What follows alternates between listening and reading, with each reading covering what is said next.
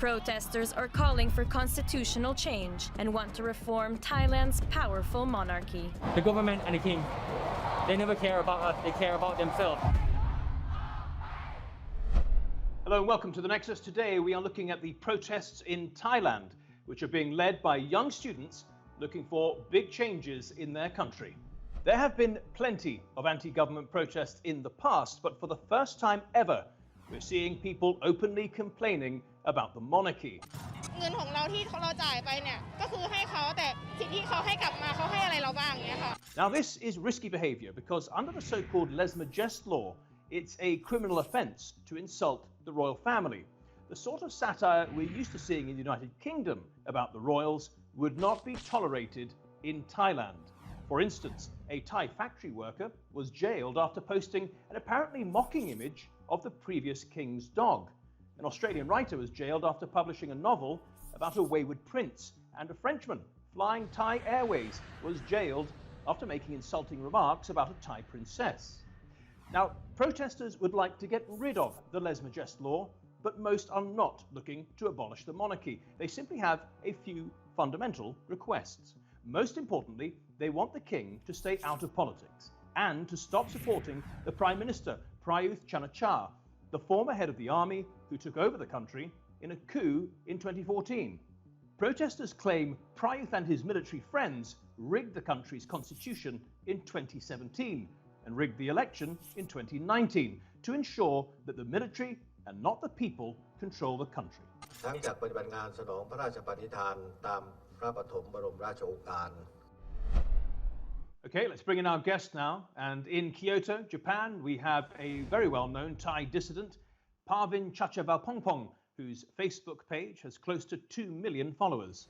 In Frankfurt, we have Jun Yim Prasert, who's been in exile for 10 years.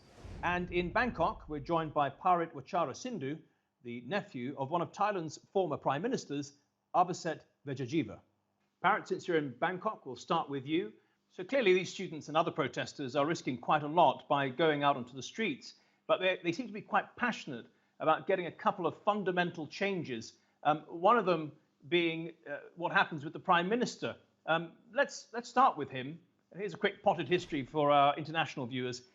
Prayuth Chan-o-cha is the former head of the army who took over in a coup in 2014.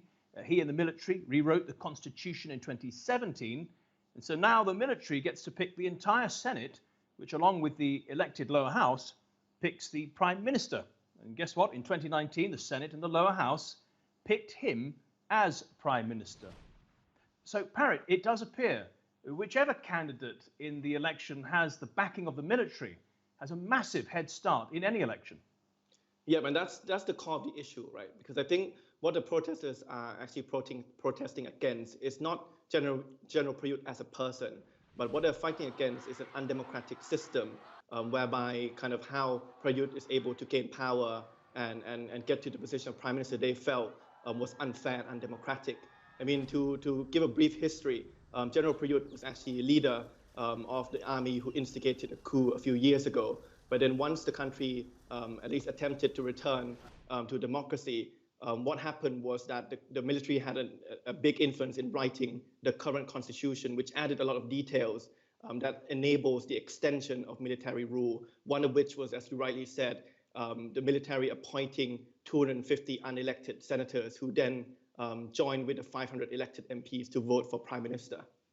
Right, and during the 2019 election, the military's proxy party, the People's State Power Party, faced a pretty strong challenge by the Future Forward Party, led by a young, charismatic Thai businessman called Thanathorn Dranggrungrangit, also known as TJ. Now, that party won 30 seats, but were then banned from politics. And that, Parit, is another thing that angers the protesters. Why was TJ and his party essentially cut out of Thai politics? Yep. So I think just to go before the dissolution of the party, I think the people who are fighting for democracy right now were willing to play within the parliamentary system. So despite the constitution heavily favoring the military and any military proxy party, they still went out to exercise their right to vote in the election, and a lot of them actually voted for parties that fought on the platform of amending the constitution. Once the election was over, the 250 senators then came in and had an important influence in who then becomes prime minister. But kind of even a few months into the new government, the people who were fighting for democracy were still willing to kind of play by the rules and fight within the parliamentary system. And then the party which they felt represented their views the most, the Future Forward Party, was then dissolved as a result of a case regarding how the party was funded. And many felt that that was actually kind of a misinterpretation of the rules, and it felt that it was another exercise of the double standards that we're seeing in the way the government treats people who support them and people who fight or criticize them. So now I think what they feel is that there is no kind of clear party, even though there's still kind of 50 MPs or 30 MPs that remain from that party within parliament, they still feel that the parliamentary system might not be the best route towards getting to a full democracy. And that's why they've taken to the streets to voice their opinions. Now, what's interesting is that despite sort of setting up the entire system, the military's proxy party didn't quite win a majority in the House of Representatives and had to go looking for a coalition. They came to your party, the Democrat Party, and surprisingly, they agreed. Why do you think they agreed? And tell us about how you resigned on the very day they agreed to be a coalition partner. Yeah, so the Democrat Party, before the election, or 1 week before the election, the party leader back then actually came out to speak to the public, saying that he would not support General Prayut as prime minister. But then after the election results came out and the party was reduced to about 50 MPs, the then party leader resigned, resulting in a new party leader who then decided to take his party and his 50 MPs into government. It was that piece of action and that decision which then prompted my decision to resign from the party, because I felt that by joining the coalition led by the military proxy party called Palang Pracharat, it's basically the Democrat Party saying that they accept the behavior that has happened in the past, whereby we've seen the military and the Palang Pracharat Party not being willing to fight on a set of fair rules where each party can compete on equal ground, but were willing to exploit the constitution to actually get into power via undemocratic means. Now, your uncle, the former Prime Minister of Thailand, who was also the former leader of the Democrat Party, also resigned. What's his position now? Is he working on anything behind the scenes? Well, I can't speak for him, and actually I'm not fully aware of what he's up to nowadays. But just to clarify, so he resigned as an MP, but remains a member of the Democrat Party, whereas I resigned from membership of the Democrat Party entirely. So it's a slightly different decision, and I'm not here to represent, nor can I fully represent what his views currently are. Just a final question for you, Parrot. It does look like the entire political structure is set in stone. Realistically, can a few thousand protesters out of a country of 70 million people really expect to make a difference here? I think they are making a difference. As you mentioned, the political structure, if you read kind of by the letter of the law, seems a bit locked, right? Because even amending any article within the Constitution requires the approval of at least 1/3 of the military appointed senators. So on paper, it looks like it's very difficult to change anything unless you are able to satisfy the military and its military appointed senators. But what we've seen over the past few months as a result of the protests is that we've seen a few senators actually coming out saying that they are reconsidering their position, their stance on certain amendment laws. Now, I think that is completely a result of the protesters coming out and demanding these changes.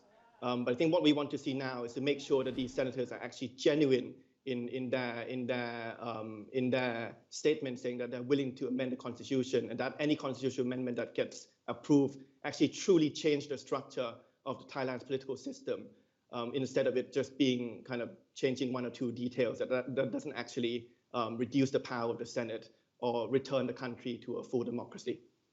Parrot Wicharasindhu, thank you so much for your contributions to the Nexus today. Thank you very much for having me. Now, we've looked at the Prime Minister, and it's now time to turn to the monarchy. And as we said at the top of the show, for the first time, Thai protesters are openly questioning the role of this long-revered institution. This would have been unthinkable just a few months ago, and certainly during the rule of the previous king, who died in 2016. His passing was mourned by millions.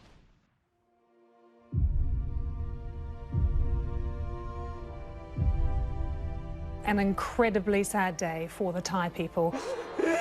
King Bhumibol Adulyadej, the revered King of Thailand, has died. His loss is a huge loss, not only for the hearts of the people here in Thailand, but also for the stability of this country.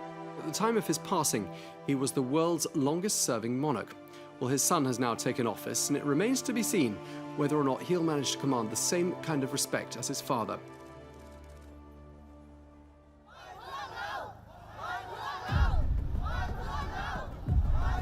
Here we see the King and the Queen being driven by motorcade through the protesters, and this was what greeted them. Protests in Bangkok are demanding curbs to the King's powers. That's remarkable because the Thai constitution says the King has to be held in a position of revered worship. So much so that there's a 100-year-old law that makes it a criminal offence to say or write anything that can be deemed offensive about the members of the royal family. Anyone who insults the monarchy can be punished by up to 15 years in prison. Harsh laws have stifled public criticism of the monarchy, but the king has stirred dissent with his extravagant lifestyle and long holidays abroad during the pandemic. He has a reputation of a playboy. He last made headlines when he went into isolation in a luxury hotel in Germany with his 20 mistresses. He's also very rich, with an estimated wealth of $30 billion US. That makes him the wealthiest ruler in the world. They say there's not enough openness about the way the royal family is using its money and earning its money, and they want all that to change. The protesters also want to change broadly worded laws that threaten anyone who criticises the royal family with up to 15 years in jail. For the first time, protesters speak about the unspeakable topic. The government and the king, they never care about us, they care about themselves.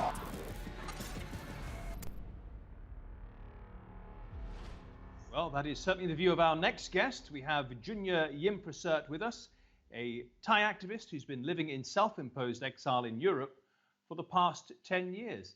Junya, you left Thailand after writing an article in 2010 titled, "Why I Don't Love the King." Why did you write the article knowing that it would get you into trouble? It's come to the limit because Thai people has been censoring themselves to discuss the law of the Thai monarchy, interventions of the Thai politics for so long. But after the military crackdowns on the riots in the street of Bangkok in April and May 2010, and hundreds of people were killed, I just can no longer stay in silence. From the government's point of view, from the current Prime Minister's point of view, the monarchy is a pillar of Thailand's security and stability, and it needs to be protected. Let's just hear from him for a second. คนละเวลาคนละเรื่องคนละสถานการณ์คนละรัฐบาลเนี่ยมาถามรัฐบาลผมก็มีบทบาทนำในเรื่องเหล่านี้นะครับแล้วก็ยินดีที่ให้กลไกของรัฐสภาผมยืนยันตรงนี้นะครับ Junya, clearly you do not feel it is your duty as a Thai person to protect an institution that's been part of Thailand's culture and political situation for centuries. Why?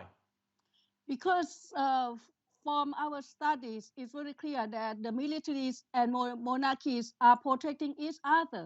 They are protecting themselves from respecting the views of the people of Thailand.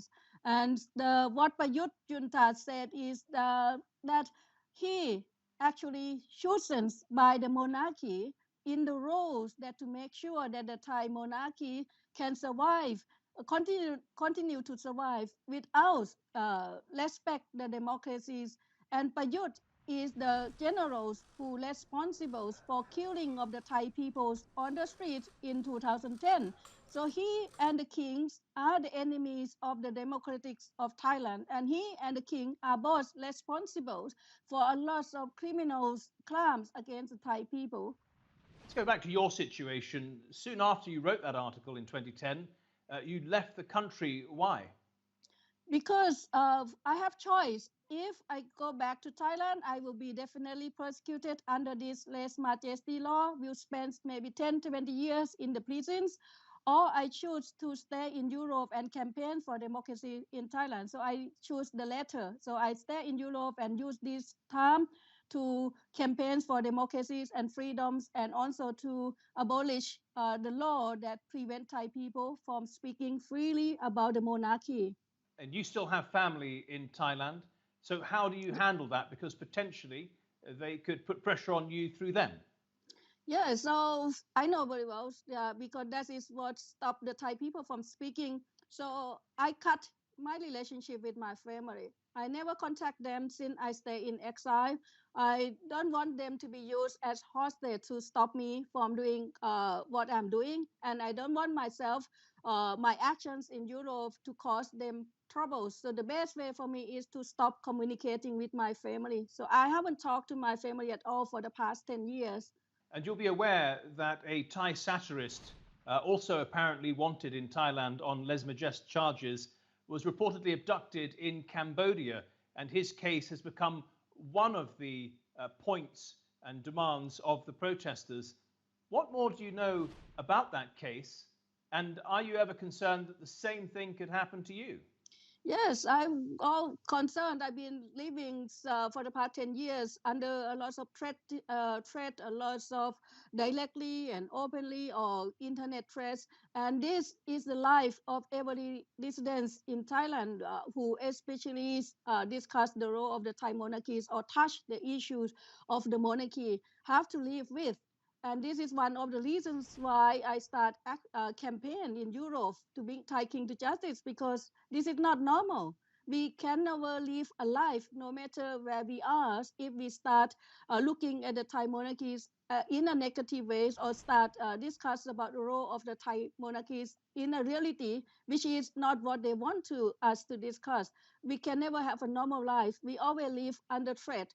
Let's focus on what the protesters want now, and they put a list of demands, around 10 or so, to the king, and they include that he stays out of politics, that he returns control of the $40 billion palace fortune to the public or to the Ministry of Finance, and that he stops living in Germany.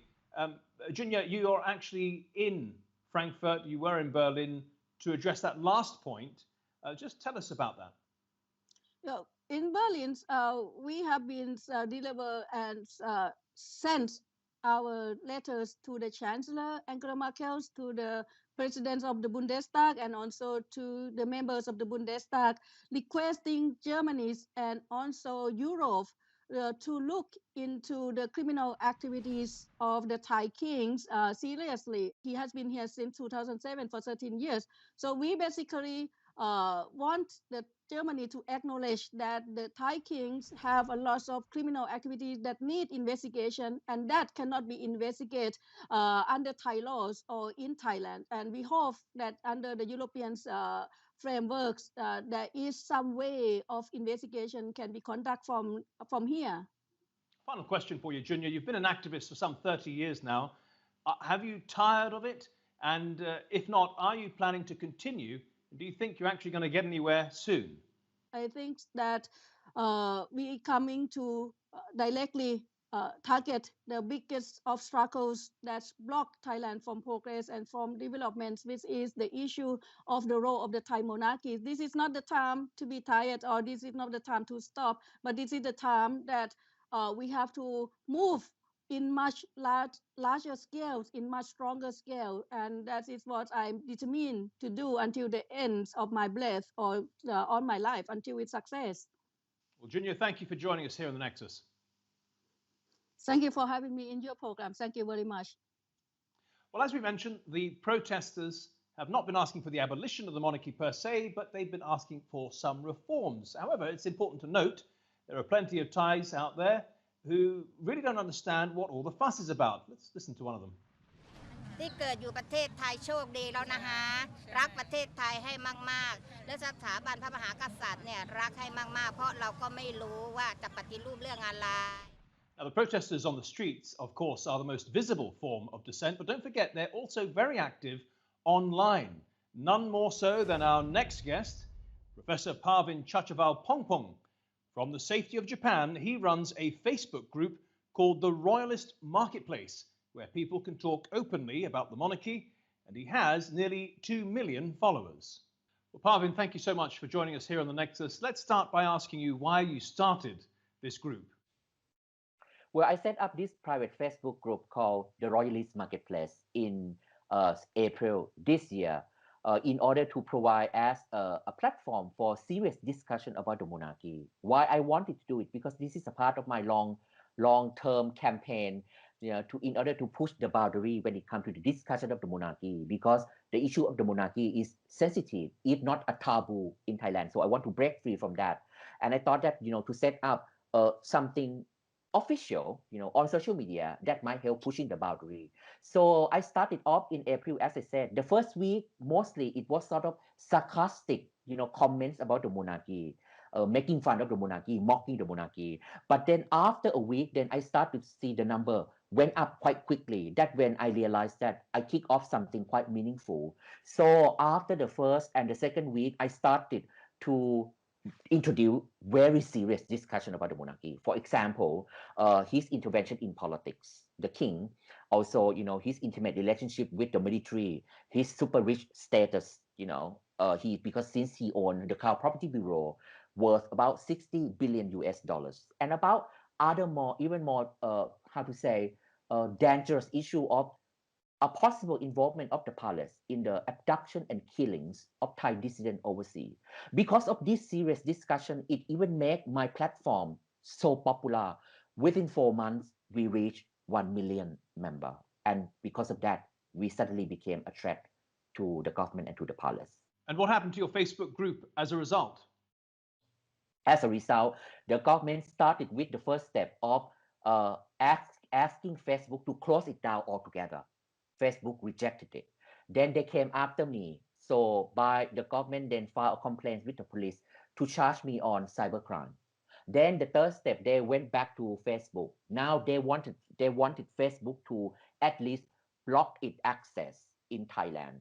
Somehow the Facebook agreed with that. So immediately after it was blocked, I set up a new group right away.